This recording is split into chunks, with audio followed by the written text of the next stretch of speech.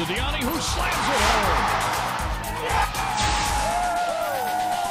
Run at the right from the left block. Layup good. Parker drives it through the hole to right. Hunt comes around to score. The Cavs win. Peerman dives into the end zone. Touchdown, Cavaliers. Cavalier Sports Weekly is presented by the Virginia Lottery. The Virginia Lottery, helping Virginia's public schools. And brought to you in part by Geico. 15 minutes could save you 15% or more on car insurance.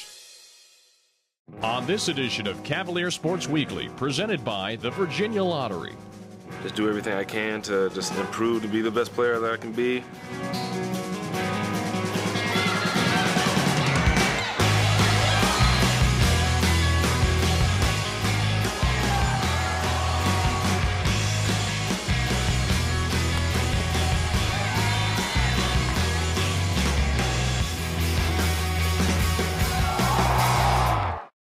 Welcome to Cavalier Sports Weekly.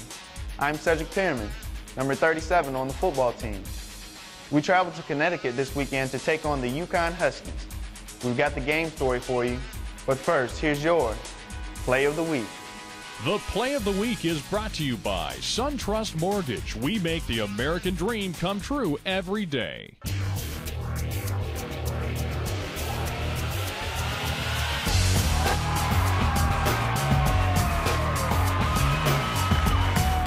Got around that player on the outside and dribbled up the end line and found Megan. Maggie and I were making runs in the box, and she just sent the ball right to my foot, and I just redirected it in.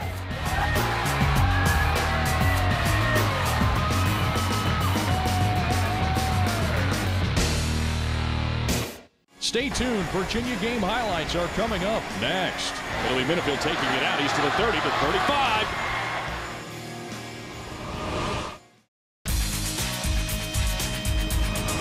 Welcome back to the show. In 2007, we beat UConn by 1 point, and we knew our rematch this year would be a tough one. Let's check out the highlights from our first road game of the season. The Cavalier game highlights are presented by Geico. 15 minutes could save you 15% or more on car insurance.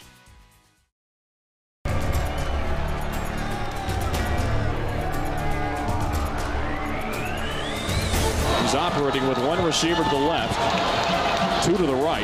Now he takes the snap. Looks like he's going to keep it on a quarterback option of sorts. He holds on to it around the right guard. He's charging across the 25 to the 23-yard line. With a power formation here. Anthony Sherman, the fullback, goes into motion. Handoff goes to Brown around the right side. He leans ahead. He is in. Touchdown. UConn on their opening drive.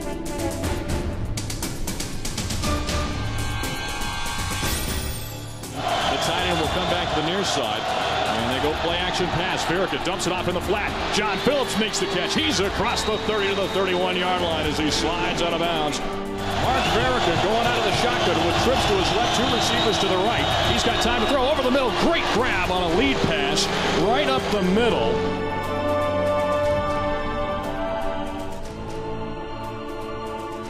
Minute of the first quarter, play action pass. Lorenzen looking downfield, fires to the near side. Ball is caught in the flat. That's a big tight end, and he barely got pushed out of bounds. It's second down and goal from the 3-yard line of Virginia.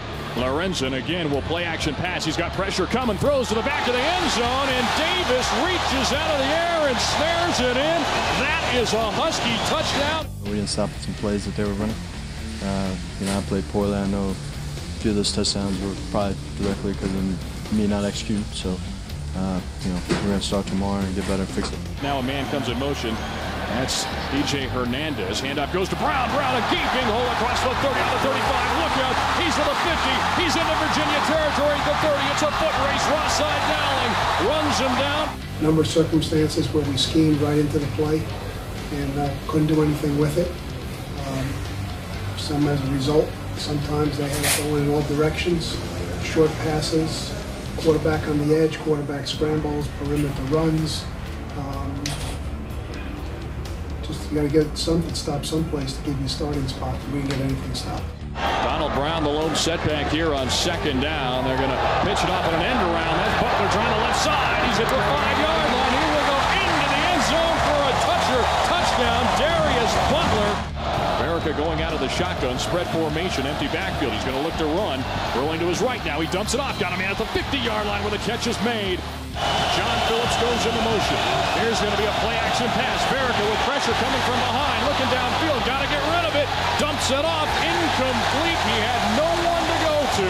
Third down, 5 yards to go. Lorenzen is under center. Man in motion, Mike Smith. He drops back, 3-step drop. Lobs this one going on the far sideline. And he's caught by Butler.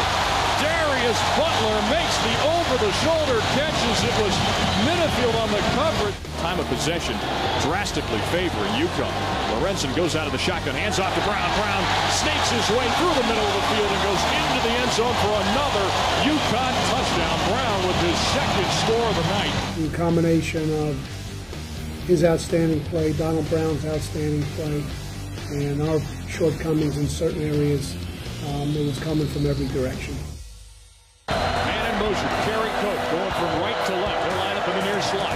Verica takes the snap, rifles the pass downfield, makes the completion to the 39-yard line where John Phillips has the catch. 2 receivers left, 1 to the right. That's Peerman trying to pick up another blitz. Now he'll dump it off to Peerman to the flat on the right side. Peerman breaks a tackle. He's across the 50 to the 45-yard line. Legs still churning to the 43-yard line. Verica out of the shotgun. He's got trips left, 2 receivers to the right, empty backfield. Straight drop. Looking to throw over the middle. Got a man. The ball is caught at the 28-yard line. That was Staten Joe making his first reception of the season. Cavs trying for their first points of the night. Snap is up. Hold is down. Kick is up. It is on the way. And it is good. 42-yard field goal from Yannick Ryering, his second as a member of the Wahoos. Just offensively, we weren't able to really get anything going early. And sort of later on in the second half, we got a few things going, but by then it was just a little bit too late. So Lorenzen going out of the shotgun. Man in motion is Anthony Davis. Handoff in the meantime goes to Brown. Brown with a big hole. Nice move up the middle. He's across the 45 to the 40. Up now to go out of the shotgun. He's going to hand off to Brown. Brown ducks and darts his way through traffic. Another big gainer here. Look out. He's to the 30, 20, 10. Goodbye, Donald Brown. He sends a high kick just inside of the end zone where it's taken 1 yard deep. Billy Minifield taking it out. He's to the 30 to 35. Got some room to run. He's across the 50 into UConn territory. Phillips in the near slot. Running back to each side. On the delayed give, goes to Simpson. Simpson breaks a tackle. He's moving across the 25 to the 24-yard line. Phillips goes into motion. It's Peerman dotting the I in the backfield. He'll get the carry on first down. Tries the left side. He's going to run into the end zone. Touchdown, Cavaliers.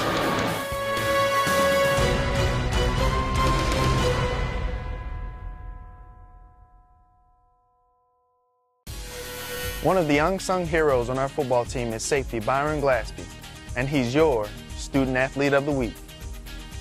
The Student Athlete of the Week is brought to you by the Cavalier Team Shop Online, where every purchase benefits the UVA Athletics Academic Affairs Office. I had known him as a friend before he walked on. He had been talking about it for a year or half a year. For the whole fall, he had been talking about walking on to the team and how he played in high school. And he worked out every day during that fall that he hadn't walked on. He was just in academics, and I could tell he was dedicated and he wanted to do something. So I just wanted to see him out there and see him on the field. First impressions of Byron is that he worked hard. He came in, I believe he came in the winter after trying out my first year. When I first came here, I had it in my mind that I was going to try to walk on. So right from the very beginning, I was trying to get in contact with like the coaches and the football office and figuring out when tryouts and everything were. And then I remember when he started playing that he was very coachable. You know, coaches would give him something during practice, a technique or something, and he'd be able to go out and perform on the field when he had the chance to. I mean, I always had dreams and hopes that eventually I'd be able to get some playing time anywhere. Like I didn't know if it would be special teams or anything. I was just hoping to get on the field eventually. But even then, I thought that process would probably take me a couple of years. Maybe when I was the third year, fourth year, then eventually start seeing some playing time or something. One of the things that sticks out about Byron is he's very intelligent. You know, that comes, shows itself on the field in meetings. He's very in tune to what we're doing. You know, we did a Bible study over the summer, and Byron always brings up points. He thinks a little bit deeper about things. And as a student, I know when he was in E school, I would try to encourage him to spend a little more time studying football. But so now these are the arts and sciences. I think that comes a little bit better. But he is an excellent student. Really applies himself to things and is very smart. I think that helps him on and off the field. I think my parents have just always done a real good job of instilling like a work ethic in me and trying to make me see the importance of getting an education and setting yourself up for later on in life. He told us about how hard it was doing the engineering and the football and just how much he put into it. And I think it was really draining him when he's trying to do both. That's last spring. And I mean, I think he changed over econ. I could see a lot more, a lot more balance between football and academics with him. I decided to switch after things started to pick up with football. My role increased on the team, and I knew that would take up a lot more time. I never get too high or too low about things. I just always try to keep a steady head and, just work with whatever situation I'm in and just, work from there. He's pretty even keel. I think level-headed is a good way to describe him. He is a calming presence, and I think that's Byron's, personality. I think just enjoying where I'm at. I mean, I know that it's a rare opportunity, especially in the situation that I came into. So I'm just trying to go out and enjoy it every day, and still try to get better and become the best player I can be. 3 down linemen looking to send a few more. Great drop is Courtney. He dumps it one up in a hammering hit. Oh my! Ailes was blasted by Byron Glaspie there. Just do everything I can to just improve to be the best player that I can be. And I think just during the season, just trying to go out there and just give everything I got and just play with just an appreciation with like the opportunity I've been given, the gifts I've been given, and also just try to get a lot of young players along. I think that's one of my roles this year, just being one of the older guys now. It's helping the younger players come up, step up, and ready to play. Skinner to throw. Skinner looking downfield. He's got a man. It's going to be broken up and incomplete. Glaspie got over there, the safety, as they tried to find the tight end. We want to win the ACC championship, and we want to win a bowl game. I think that's one of like our 5 big goals that we made for ourselves just a few weeks ago, saying that it's what we're going to be about this season. Visit the Cavalier Team Shop online at virginiasports.com and take advantage of this week's special offer.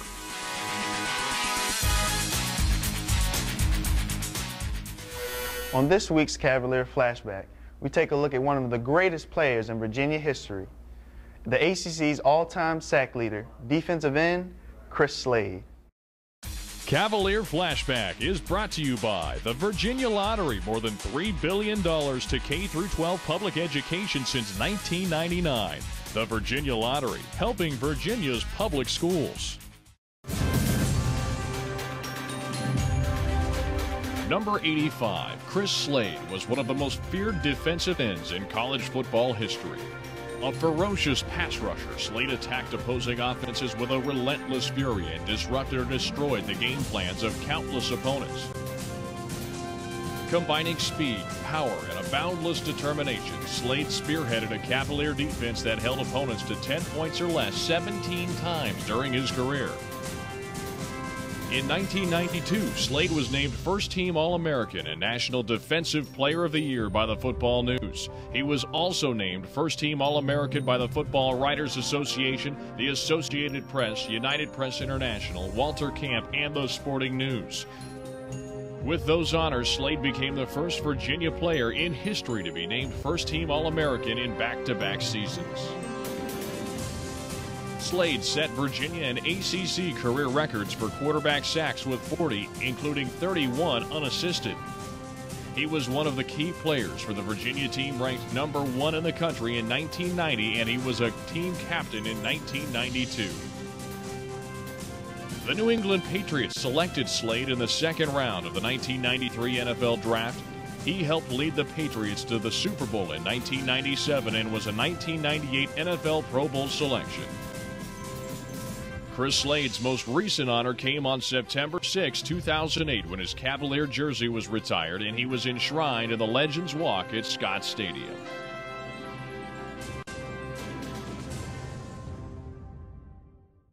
Coming up after the break.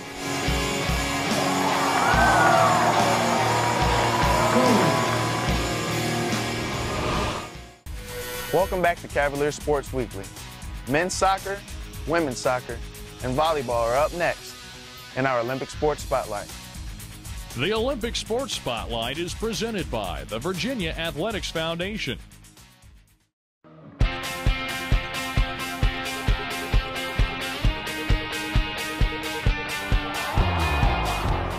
It was nice to score first.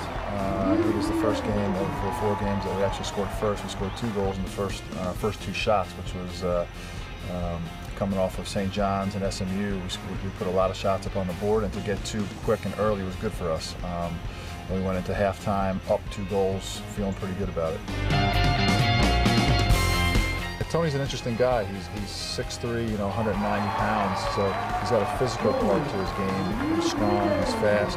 He's also got a very good touch.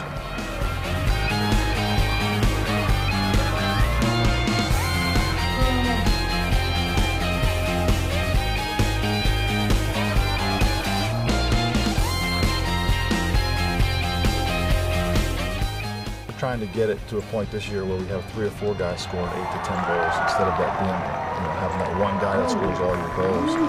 We can get Matt Mitchell going, and I think he broke the ice on Sunday. The better for us.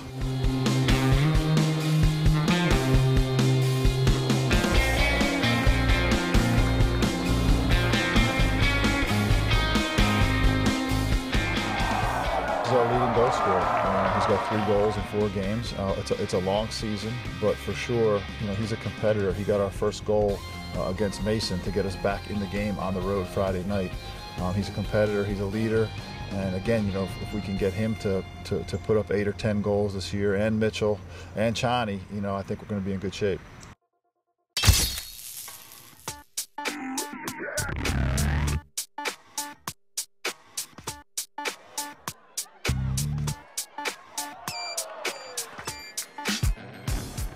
First half was great, I thought, but for a little bit of a final, just a execution of a final pass here and there, I thought we could have had 2 or 3 there in the first half, and I thought we moved the ball really well.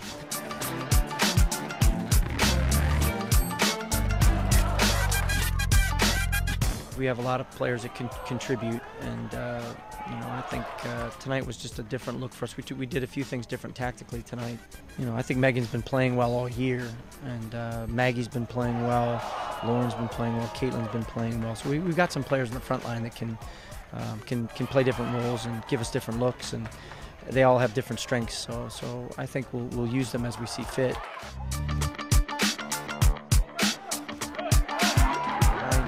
I thought Lauren did a good job of timing her run to get in behind, and she got a great ball from, I think it was Allie Freeze, who sent a great ball in behind, and she found herself alone and finished it. So we had been talking about that in practice and worked on it, so it's nice to see that come about.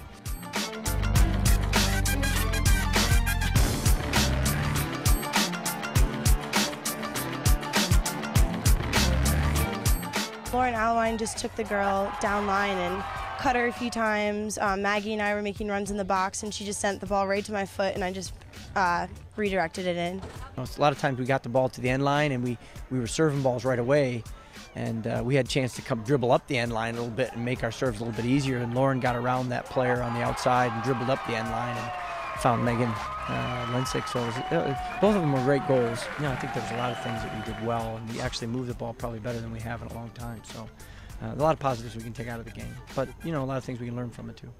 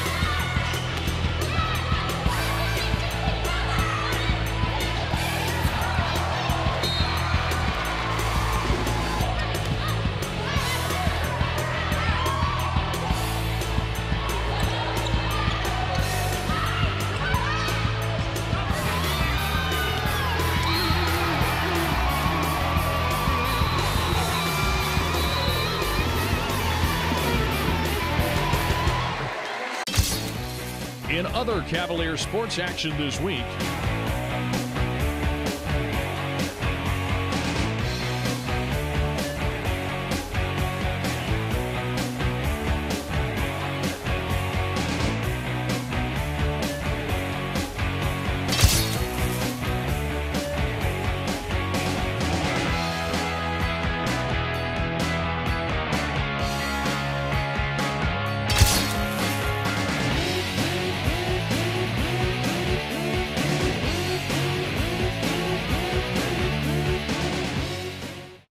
Thanks for watching Cavalier Sports Weekly.